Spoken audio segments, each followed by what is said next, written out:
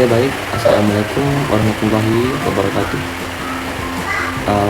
Baik, di video kali ini saya akan membahas tentang putusnya perkawinan dalam perspektif fikih nafkah, pendapat ulama serta hukum positif di Indonesia.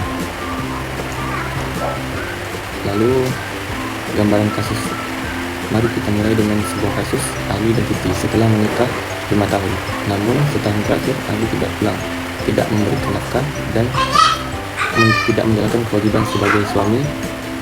Siti sudah melakukan mediasi keluarga, tetapi tidak ada perubahan. Akhirnya Siti memutuskan mengajukan gugat cerai ke pengadilan agama.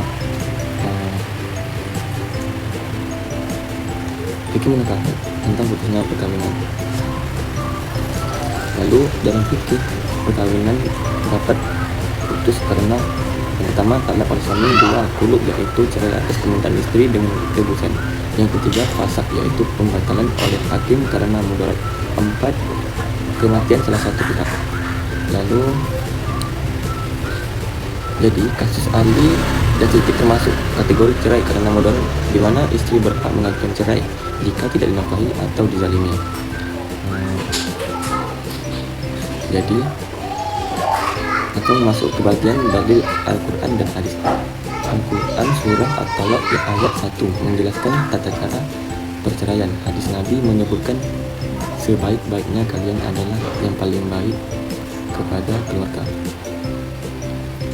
Dalam hadis Qulu, Nabi membolehkan seorang wanita mengajukan cerai jika tidak mampu lagi hidup bersama suaminya. Jadi ini menunjukkan bahwa Islam memberi ruang solusi kita ketika terjadi masalah serius.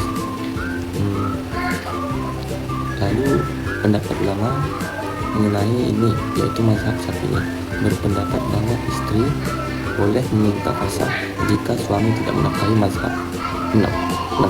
Lalu mazhab Hanafi juga menegaskan bahwa tidak memberi nafkah termasuk al-darar, sehingga hakim boleh memutuskan perkawinan. Yang kedua, mazhab Syafi'i, ketika mudarat terjadi perceraian untuk kemaslahatan diperbolehkan. Lalu bagian kelima, hukum positif Indonesia.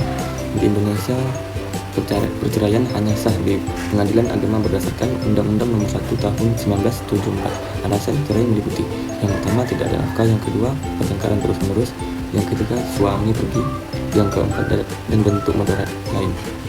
Baik,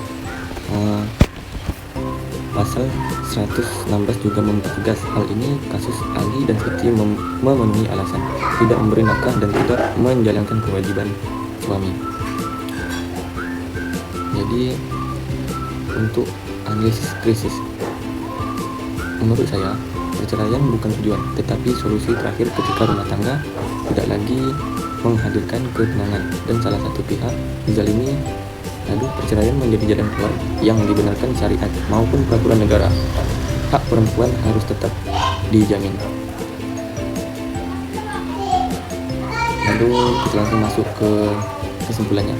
Putusnya perkawinan dapat terjadi karena talak, khulu, fasakh atau kematian. Pada kasus Ali, Siti, perceraian adalah opsi yang sah secara syariat dan hukum negara demi melindungi hak istri. Jadi hanya segitu untuk edukasi dari video saya kali ini tentang putusnya perkawinan. Baik, jika ada salah saya mohon dimaafkan. Sekian saya akhiri, wabillahi taufik wal hidayah. Wassalamualaikum warahmatullahi wabarakatuh.